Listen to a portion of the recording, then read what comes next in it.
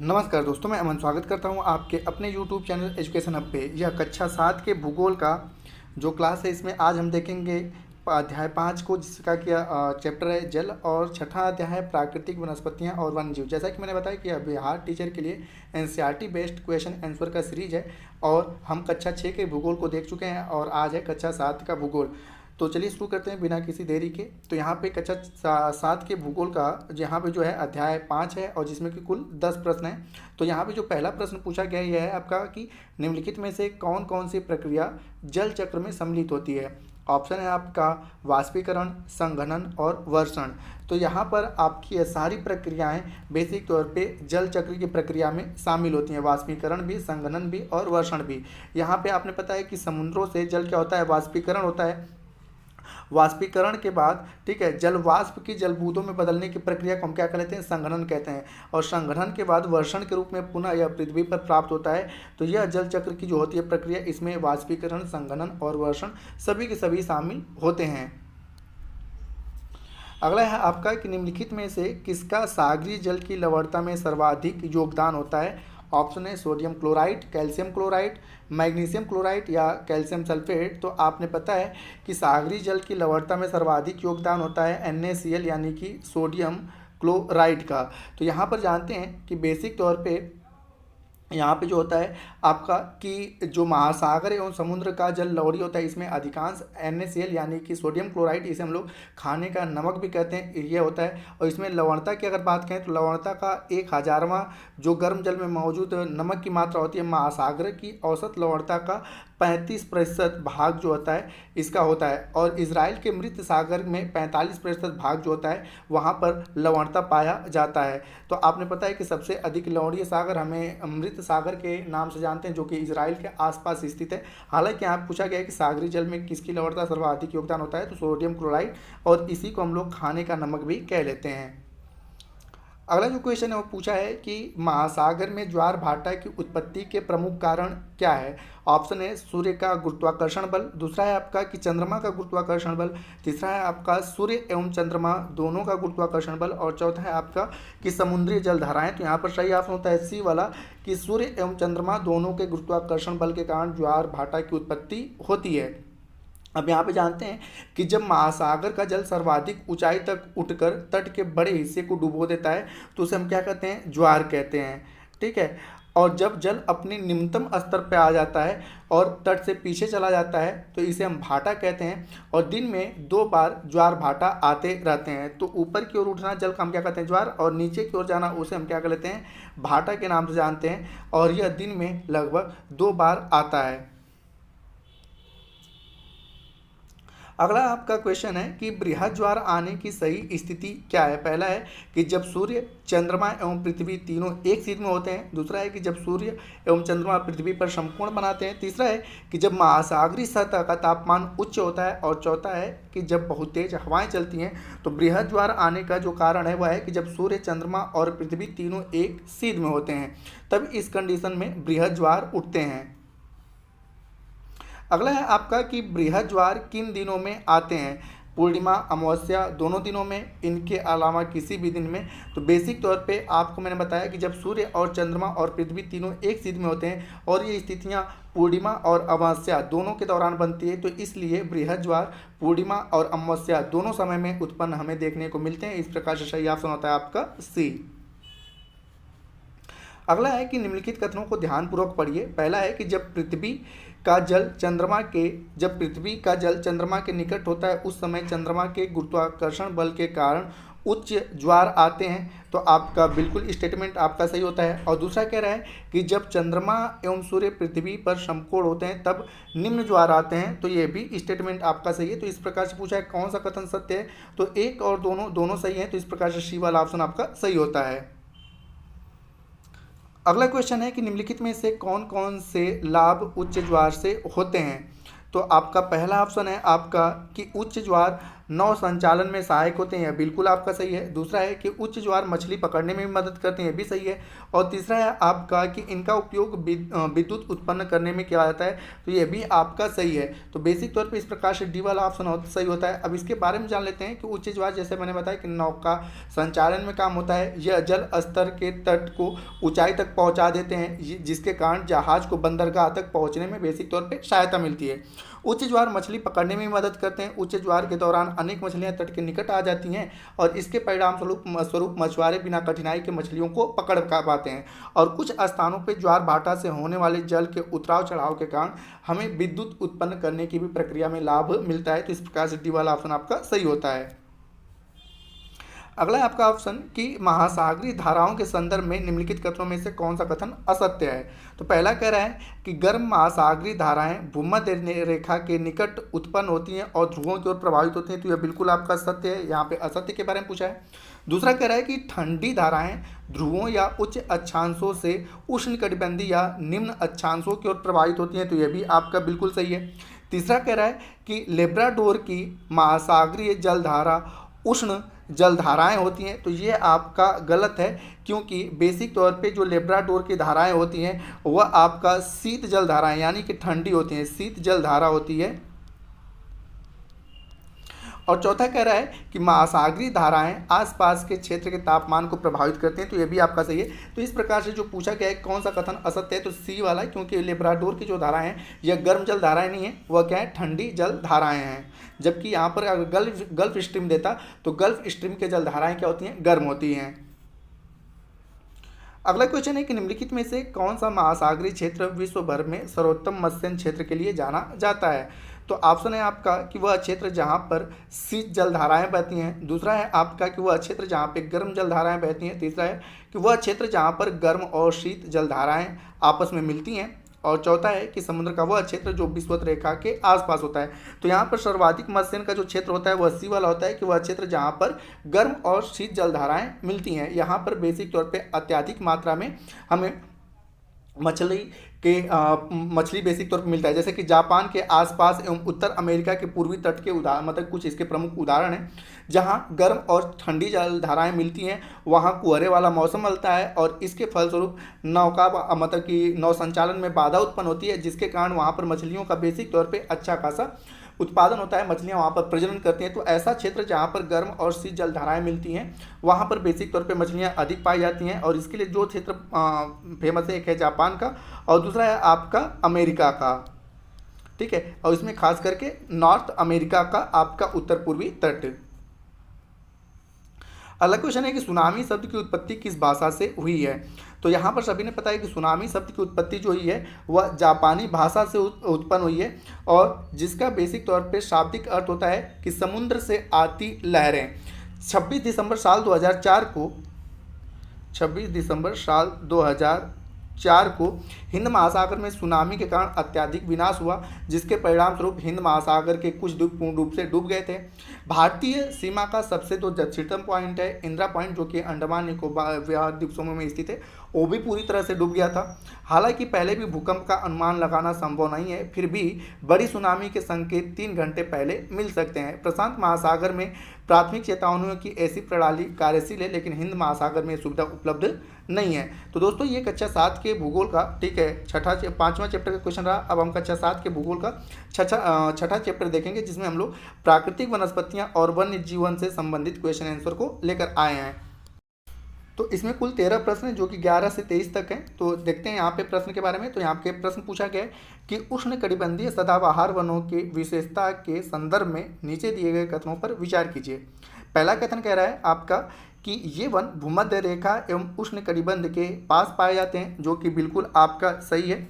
दूसरा कथन कह रहा है कि इन वनों के क्षेत्र में इन वनों के क्षेत्र गर्म होते हैं एवं पूरे वर्ष यहाँ पर अत्यधिक वर्षा होती है, यह भी आपका सही है। तीसरा कह रहा है कि इन वनों में दिन के समय भी सूर्य का प्रकाश वन के अंदर तक नहीं पहुँच पाता है, तो यह भी आपका स्टेटमेंट सही है। और चौथा कह रहा है कि इन वनों के वृक्ष शुष्क मौसम में अपनी पत्तियों को झाड़ देते हैं, तो यह स्टेटमेंट आपका गलत होता है, क्योंकि शुष्क मौसम में अपनी पत्तियों को पतझड़ वन के पौधे झाड़ते हैं, न कि सदाबहार वन के। और यहाँ पूछा है सदाबहार वन के बारे में, तो इस प्रकार से सही ऑप्शन होता है आपका सी वाला कि 1, 2, 3 आपके सही हैं। अगला क्वेश्चन पूछा गया है आपका कि उष्णकटिबंधीय पर्णपाती वनों के संदर्भ में नीचे दिए गए कथनों में कौन सा कथन सत्य है। पहला कह रहा है कि उष्णकटिबंधीय पर्णपाती वन मानसूनी वन होते हैं, जो कि बिल्कुल सही है कि पर्णपाती वनों को या पतझड़ वनों को हम लोग मानसूनी वन भी कह लेते हैं, क्योंकि मानसून के समय में जब आते हैं तो अपने पत्तों को गिरा देते हैं, तो बेसिक तौर पे मानसूनी वन इन्हें कहा जाता है। दूसरा कह रहा है कि इन वनों के वृक्ष जल संरक्षित करने के लिए शुष्क मौसम में अपनी पत्तियों को झाड़ देते हैं, तो यह भी बिल्कुल सही है, क्योंकि इन्हें पर्णपाती वन या पतझड़ वन या मानसूनी वन के नाम से जाना जाता है। और इन्हें पतझड़ वन इसीलिए कहा जाता है क्योंकि जैसे ही शुष्क मौसम आता है अपने पत्तियों को झाड़ देते हैं, इसलिए इन्हें पतझड़ वन कहा जाता है। तो इस प्रकार से दोनों ऑप्शन आपके सही होते हैं। अगला क्वेश्चन है कि नीचे दिए गए कथन को ध्यानपूर्वक पढ़िए। पहला है कि ये वन मध्य अक्षांश के तटीय प्रदेशों में स्थित है। दूसरा कह रहा है कि ये वन समांतर महाद्वीपों के पूर्वी किनारे पर पाए जाते हैं। तीसरा कह रहा है आपका कि इन वनों में दृढ़ एवं मुलायम दोनों प्रकार के पेड़ पाए जाते हैं। अब आगे कह रहा है कि उपरोक्त कथन किस प्रकार के वनों की विशेषता के बारे में कह रहा है। तो यहाँ पर बेसिक तौर पे जो विशेषता दी गई है यह आपका दिया गया है शीतोष्ण सदाबहार वन के बारे में। जैसा कि ऑप्शन आपका बी वाला है कि शीतोष्ण सदाबहार वन में कि बेसिक तौर पे ये वन जो होते हैं मध्य अक्षांशों के तटीय प्रदेश में पाए जाते हैं। दूसरा है कि ये वन समांतर महाद्वीपों के पूर्वी किनारे पाए जाते हैं, जो कि शीतोष्ण सदाबहार वन है। और तीसरा कह रहा है कि इन वनों में दृढ़ एवं मुलायम दोनों प्रकार के पेड़ पाए जाते हैं, तो ये भी स्टेटमेंट शीतोष्ण सदाबहार वन का है। और ये वन बेसिक तौर पे दक्षिण पूर्व अमेरिका, दक्षिणी चीन और पूर्वी ब्राज़ील में पाए जाते हैं। तो अगर इन वनों के बारे में बात की जाए तो जैसा कि मैंने बताया कि दक्षिण पूर्व अमेरिका, दक्षिणी चीन और पूर्वी ब्राज़ील में आपके शीतोष्ण सदाबहार वन पाए जाते हैं। अगला क्वेश्चन है कि शीतोष्ण पर्णपाती वनों के संदर्भ में नीचे दिए गए कथनों में से कौन सा कथन सत्य है। तो पहला कह रहा है कि उच्च अक्षांशों की ओर बढ़ने पर अधिक शीतोष्ण पर्णपाती वन मिलते हैं, जो कि बिल्कुल आपका सही है। दूसरा कह रहा है कि इस प्रकार के वन अधिकांशतः महाद्वीपों के पूर्वी एवं उत्तर पूर्वी तटों में पाए जाते हैं, यह भी आपका स्टेटमेंट सही है। और तीसरा कह रहा है कि इस प्रकार के वनों के वृक्ष अपनी पत्तियां शुष्क मौसम में झाड़ देते हैं, तो ये भी आपका सही है। बस यहाँ पे अंतर ये रहता है कि जो भारत में पर्णपाती वन पाए जाते हैं यह गर्म शुष्क मौसम में अपनी पत्तियों को झाड़ते हैं, और वहाँ पर जो बेसिक तौर पे ठंडी का शुष्क मौसम आता है, ठीक है, उस दौरान अपनी पत्तियों को झाड़ देते हैं। तो तीनों के तीनों स्टेटमेंट सही हैं, तो इस प्रकार से डी वाला ऑप्शन आपका सही होता है। अगला क्वेश्चन है कि किस प्रकार के वन प्रदेश को विश्व का फलोद्यान कहा जाता है। तो बेसिक तौर पे भूमध्य सागरीय वन को विश्व का फलोद्यान कहा जाता है, क्योंकि इन वनों में आमतौर पर संतरा, अंजीर, जैतून एवं अंगूर जैसे रसदार फल पाए जाते हैं। लोगों ने अपनी इच्छा अनुसार कृषि करने के लिए यहाँ पर प्राकृतिक वनस्पतियों को हटा दिए। बेसिक तौर पे इसी कारण यहाँ पर बेसिक तौर पे वन्य जीवन कम बचा है। लेकिन यहाँ पर जितने भी आप रसीले फल देखते हैं वो सारे के सारे रसीले फल हमें भूमध्य सागरीय वनों में देखने को मिलता है, इसलिए इसे विश्व का फलोद्यान कहा जाता है। अगला क्वेश्चन है कि महाद्वीप के किस भाग को भूमध्य सागरीय महाद्वीप के किस भाग में भूमध्य सागरीय वनस्पतियां पाई जाती हैं। तो पहला कह रहा है आपका कि पश्चिमी भाग में, तो जो कि बिल्कुल आपका सही है कि महाद्वीपों के पश्चिमी भागों में हमें भूमध्य सागरीय वनस्पतियां देखने को मिलती है, और साथ ही साथ दक्षिण पश्चिमी भागों में हमें भूमध्य सागरीय वनस्पतियां देखने को मिलती हैं। तो इस प्रकार से जो सही ऑप्शन होता है आपका ए सही होता है कि पहला और तीसरा सही है। तो जैसा कि मैंने बताया कि बेसिक तौर पे महाद्वीपों के पश्चिम और दक्षिण पश्चिम किनारों पर हमें भूमध्य सागरीय वनस्पतियां देखने को मिलती हैं, और अधिकतर ये वनस्पतियां यूरोप, अफ्रीका और एशिया के भूमध्य सागर के समीप वाले प्रदेशों में पाई जाती है, इसलिए इसका नाम पड़ा भूमध्य सागरीय। इन प्रदेशों में गर्म शुष्क वाली और ग्रीष्म ऋतु वाली, वर्षा वाली, मृदु ऋतु मतलब कि शीत ऋतुएं भी बेसिक तौर पे होती हैं। तो यहाँ पे जैसे कि बेसिक तौर पे ये वनस्पतियाँ मैंने आपको बताया कि यूरोप में, अफ्रीका में और एशिया, और आप इन तीनों महाद्वीप को देखेंगे तो यह भूमध्य सागर के आसपास ही बेसिक तौर पे यह महाद्वीप स्थित है, इसलिए इन्हें भूमध्य सागरीय वनस्पतियों के नाम से जाना जाता है। अगला है आपका कि शंकुधारी वनों के संदर्भ में निम्नलिखित कथनों को ध्यानपूर्वक पढ़िए। पहला कह रहा है कि आपका कि शंकुधारी वन उत्तरी गोलार्ध में उच्च अक्षांशों यानी कि 50 डिग्री से 70 डिग्री के बीच में पाए जाते हैं, जो कि आपका बिल्कुल सही है। दूसरा कह रहा है कि हिमालय में ये वन प्रचुर मात्रा में पाए जाते हैं, ये भी आपका बिल्कुल सही है। तीसरा कह रहा है कि शंकुधारी वनों के वृक्ष छोटे, कठोर एवं पर्णपाती प्रकार के होते हैं, तो ये आपका गलत है, क्योंकि यह बड़े होते हैं, कठोर तो होते हैं लेकिन पर्णपाती नहीं होते हैं। तीसरा मतलब चौथा कह रहा है कि शंकुधारी वनों को टैगा वन कहा जाता है, तो यह भी आपका सही है। इस प्रकार से ए वाला ऑप्शन आपका सही होता है। तो बेसिक तौर पे जैसे कि मैंने बताया कि यह क्या होते हैं, कठोर तो होते हैं लेकिन इसके कद जो होते हैं छोटे नहीं होती हैं, क्या होते हैं, बड़े होते हैं और पर्णपाती ये नहीं होते हैं। इसी कारण से आपका तीसरा वाला ऑप्शन आपका गलत हो रहा है। अब आगे मैच करना है, यहाँ पर कुछ वृक्षों के नाम दिए हैं और उसके साथ साथ यहाँ पर वह किस वन के वृक्ष हैं उनसे मैच करना है। तो पहला कह रहा है कि चीड़ और देवदार, तो चीड़ और देवदार जो है वह शंकुधारी वन के वृक्ष हैं। दूसरा कह रहा है ऐस और बीच, तो ऐस और जो बीच हैं वह शीतोष्ण पर्णपाती वन के वृक्ष हैं, तो यहाँ पर शीतोष्ण पर्णपाती वन हो गया। तीसरा कह रहा है सागौन और साल, तो सागौन और साल जो है उष्णकटिबंधीय पर्णपाती वन के वृक्ष हैं। और चौथा कह रहा है कि आबनुस, तो आबनुस जो है वह बेसिक तौर पे उष्णकटिबंधीय सदाबहार वन का पौधा है। तो ये आपका इस प्रकार से मैच है। अगला क्वेश्चन है कि उष्णकटिबंधीय घास के संदर्भ में नीचे दिए गए कथनों पर विचार कीजिए। पहला कह रहा है कि उष्णकटिबंधीय घास स्थल सिर्फ भूमध्य रेखा के उत्तर में पाए जाते हैं, तो यहाँ पर भूमध्य रेखा के उत्तर में, तो यह बिल्कुल आपका सही है, क्योंकि दक्षिण वाले भाग में उतना लैंड देखने को मिलता नहीं है। तो उष्णकटिबंधीय घास के मैदान जो है ज़्यादातर हमें भूमध्य रेखा के उत्तर में देखने को मिलते हैं। दूसरा कह रहा है कि उष्णकटिबंधीय घास आमतौर पर छोटी होती है, तो यह भी आपका बिल्कुल सही है। और तीसरा कह रहा है कि अफ्रीका का सवाना घास स्थल उष्णकटिबंधीय घास स्थल का उदाहरण है। तो यहाँ पर जो क्वेश्चन पूछा गया है, ठीक है, वो ये पूछा गया है कि निम्नलिखित में से कौन सा असत्य है। तो बेसिक तौर पे यहाँ पर हम जानते हैं कि उष्णकटिबंधीय घास स्थल सिर्फ भूमध्य रेखा के उत्तर में पाए जाते हैं, तो यह बिल्कुल आपका गलत है, क्योंकि भूमध्य रेखा के दोनों साइड में बेसिक तौर पे हमें उष्णकटिबंधीय बेसिक तौर पे घास स्थल देखने को मिलता है। दूसरा है कि उष्णकटिबंधीय घास आमतौर पर छोटी होती है, तो यह भी स्टेटमेंट गलत होता है, क्योंकि इसकी लंबाई क्या होती है, काफ़ी अधिक बड़ी होती है, छोटे नहीं होते हैं। तीसरा कह रहा है आपका कि अफ्रीका का सवाना घास स्थल उष्णकटिबंधीय घास स्थल का उदाहरण है, जो कि बिल्कुल सही है।